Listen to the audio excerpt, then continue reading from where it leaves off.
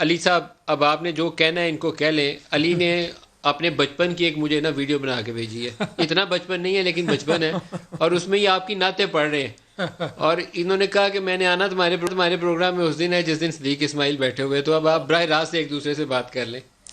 جی میں سمجھتا ہوں کہ صدیق صاحب جو ہیں he is blessed son of this soil.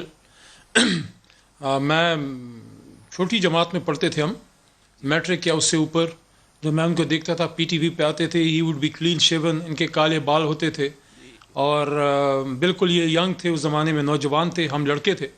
اور ماشاء اللہ اب ان کی داڑھی بالکل ساری سفید ہے, میری بھی آدھی سفید ہے. تو یہ کچھ لوگ ہوتے ہیں جن کو اللہ تعالیٰ جو ہے وہ چن لیتا ہے.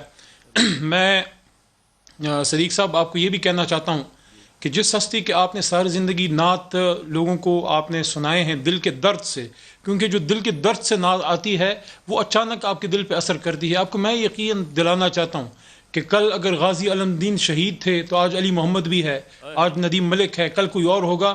نہیں ہوگا تو وہ نہیں ہوگا جو رسول کریم صلی اللہ علیہ وسلم کا وہ دشمن ہے.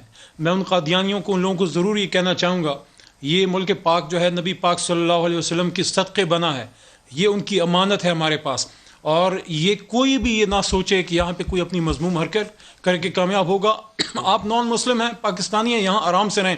ان چیزوں میں زیادہ شرارتیں کرنے کی ضرورت اس لیے نہیں ہے کہ انشاءاللہ ہر دور میں علماء رسول ایک چھوٹا سا جواب طلال سے لے لیں تو پھر آپ نے جو نعت سننی ہے آپ فرمائش کر دیجئے. پہلے سے میں ان کو ریکویسٹ کر دوں, میرے والد صاحب کی بھی پسندیدہ تھی, میں خود بھی کوشش کرتا ہوں کہ مدنی مدینے والے آپ نہ پڑھیے گا, وہ صدیق صاحب سے ہی پڑھوائیں گے, لیکن